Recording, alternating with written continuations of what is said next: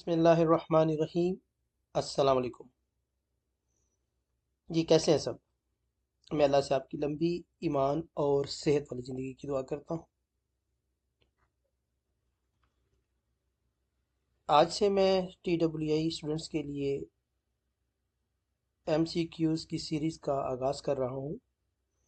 आज हम चैप्टर 1 से स्टार्ट करेंगे और मेरी कोशिश होगी कि जितने भी पेपर से रिलेटेड MCQs चैप्टर वाइज बन सकते हैं वो मैं तमाम वीडियो में आपके लिए लेके आऊँ। तो चलें जी, आज हम चैप्टर 1 से स्टार्ट करते हैं। चैप्टर 1 में इसके अलावा जो मैं आपको यहाँ पे करवाऊँगा, इसके अलावा भी जो पेपर से रिलेटेड क्वेश्चन होंगे वो मैं साथ साथ आपसे डिस्कस करूँगा। तो चलें जी, देखते हैं। फर्स्ट क्वेश्चन है, विच of the following would you consider be the 3 main duties of welding inspector. तो 3 मेन ड्यूटीज आपको पता है कौन कौन सी होती हैं, बिफोर वेल्डिंग, ड्यूरिंग वेल्डिंग और आफ्टर वेल्डिंग। तो इसमें से उसने बोला हुआ है कि उनमें से कौन सी ड्यूटीज जो है वो वेल्डर इंस्पेक्टर से लिंक करती हैं।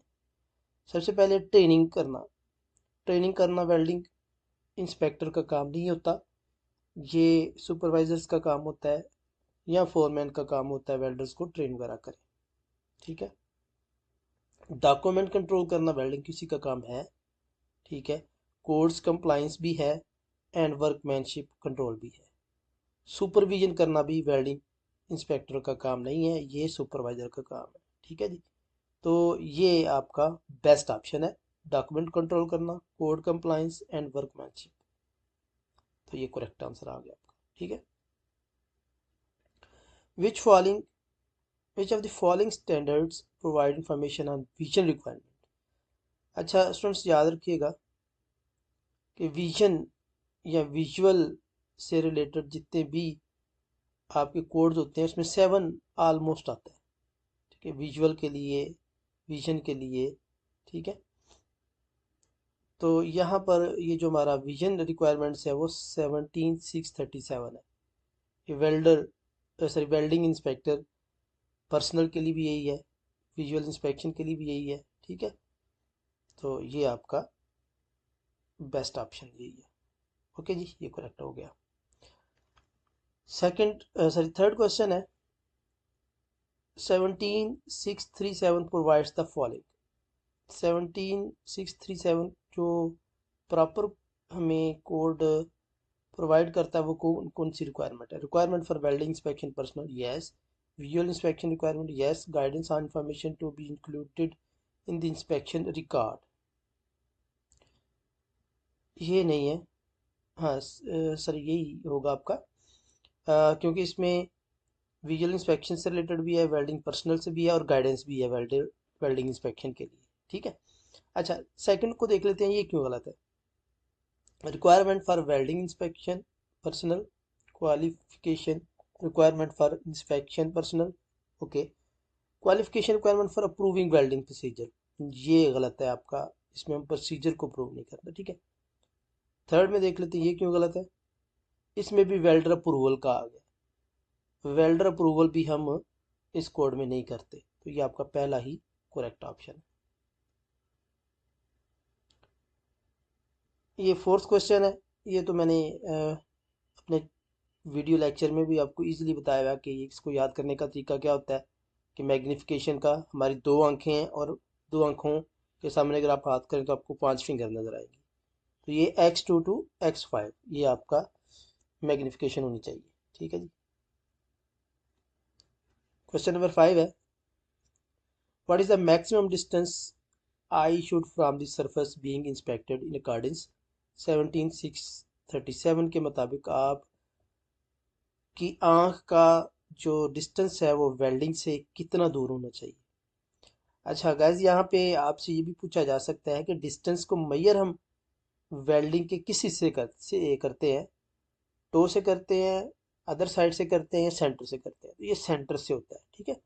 वेल्डिंग की सेंटर से अपने डिस्टेंस जो है वो 600 mm से ज़्यादा नहीं रखना होता, नॉट ग्रेटर देन। अच्छा, क्लोज करेंगे तो क्लोज भी आपको विजन सही नज़र नहीं आएगा। ठीक है। तो ये 600 से ग्रेटर नहीं होना चाहिए, नॉट ग्रेटर देन 600। दूर करेंगे फिर भी आपको सही से नज़र नहीं आएगा। ठीक है। Who has the final responsibility of accepting a weld on completion? Welding inspector का काम जस्ट होता है वेल्डिंग की विजुअल इंस्पेक्शन कर देना। फाइनल अथॉरिटी जो होती है वो आपकी जो कंपनी होती है ना, जिसने आपको प्रोजेक्ट दिया होता है, जिसने काम दिया होता है, यानी क्लाइंट जो होता है, या फिर थर्ड पार्टी इंस्पेक्टर होते हैं, वो उसको एनडीटी करके फाइनल उसकी एक्सेप्शन करते हैं। जब आप विजुअल इंस्पेक्ट कर लेते हैं तो वो इनफ नहीं होता, उसके बाद उसकी एनडीटी भी होती है। ठीक है। तो जो थर्ड पार्टी करती है, तो ये रिस्पॉन्सिबिलिटी क्लाइंट की या थर्ड पार्टी की होती है। क्वेश्चन नंबर 6 है, sorry 7, which of the following document would you expect welding inspector to refer to? Welding inspector को कौन से डॉक्यूमेंट जो है वो रेफर होते हैं, वो देखने चाहिए। Standard and code okay, drawing and dimensional reports भी उसको ठीक है, आईटीपी एंड क्वालिटी प्लान भी उसने चेक करना होता है। तो ये सारे के सारे डॉक्यूमेंट जो वेल्डर इंस्पेक्टर ही ने देखने होते हैं। Before use gauge and other inspection equipment should be, कह रहा है कि आप गेज इस्तेमाल करते हैं या वेल्डिंग के लिए दूसरे जो इंस्ट्रूमेंट है इस्तेमाल करते हैं, वो कैसे होने चाहिए? Be in working, be in good working order and calibrated. Yes, ये होने चाहिए। इन गुड वर्किंग ऑर्डर तो होने ही चाहिए, साथ कैलिब्रेटेड भी होने चाहिए। ठीक है। You are working on a construction site and notice that certain material have arrived on site with no mill certificate. In this situation, what would you do? कह रहा है कि आज साइट पे आपके पास कोई मटेरियल आया लेकिन उसका एमटीसी नहीं है, मिल सर्टिफिकेट नहीं है, तो क्या करेंगे? आप उस मटेरियल को अलो ही नहीं करेंगे, डोंट अलो। ठीक है। और कोई ऑप्शन ही नहीं है। ठीक है। When inspecting welded fabrication, the welding inspector should refer to which document for visual inspection, visual acceptance requirement? तो फिर वही बात है कि वेल्डिंग क्यूसी को कौन कौन से, या वेल्डिंग इंस्पेक्टर को कौन कौन से डॉक्यूमेंट चाहिए वेल्ड एक्सेप्ट करने के लिए। तो इसमें स्पेसिफिकेशन भी ठीक है, कोड एंड स्टैंडर्ड भी ठीक है। तो वेल्डिंग इंस्पेक्टर की मर्जी होती है, ऐसा नहीं है। Both code standard and specification, ये है, सभी आपने चेक करने होते हैं। Checking pre heat is duty. अच्छा, ये प्री हीट वाला जो क्वेश्चन है ये बहुत इंपॉर्टेंट है। इसमें अक्सर स्टूडेंट गलती कर देते हैं। वो क्या गलती करते हैं कि प्री हीट को प्री से देख के बिफोर वेल्डिंग ड्यूटी में डालते हैं, जबकि ड्यूरिंग वेल्डिंग भी ड्यूटी होती है प्री हीट को चेक करना। तो both before welding and during welding. ठीक है। Okay. When checking weld face prior to fit up and welding, it's essential that faces are, इन जो वेल्ड के फेस है जब आप फिटअप करते हैं तो वो कैसे होने चाहिए? फ्री फ्रॉम डिफेक्ट होने चाहिए। यस। ऑलवेज मशीन और ग्राउंड, नहीं, ये ज़रूरी नहीं है। ऑलवेज 35 डिग्री, ये भी ज़रूरी नहीं है। तो ये आपका पहला ऑप्शन करेक्ट है, free from defect, contamination and damage. लेकिन जी स्टूडेंट्स, ये पहला चैप्टर जो इसके एमसीक्यूज़ है ये कंप्लीट है। इसके अलावा एमसीक्यूज़ जो बन सकते हैं वो भी मैं आपको बता देता हूँ कि PWHT जो है वो कौन सी ड्यूटी है। PWHT बिफोर वेल्डिंग है, ड्यूरिंग वेल्डिंग है, आफ्टर वेल्डिंग है, वो आफ्टर वेल्डिंग आपकी आएगी।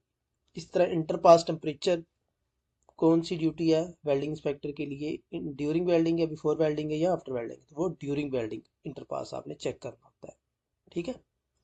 देन इसके अलावा आपका क्वेश्चन ये बन सकता है कि जो आपका कंज्यूमेबल इंस्पेक्शन होती है इलेक्ट्रोड की, वो किन ड्यूटी में आता है? तो वो कंज्यूमेबल आपने बिफोर वेल्डिंग भी करनी होती है चेकिंग, इलेक्ट्रोड जो है, और ड्यूरिंग वेल्डिंग भी आपने चेक करना होता है। ठीक है। सो होपफुली स्टूडेंट्स आपको वीडियो अच्छी लगी होगी। अगर वीडियो अच्छी लगी है तो चैनल को सब्सक्राइब कीजिए, बेल आइकन प्रेस कीजिए, ताकि बर वक्त आप तक बाकी वीडियोस भी पहुंचते रहे। अल्लाह हाफिज़।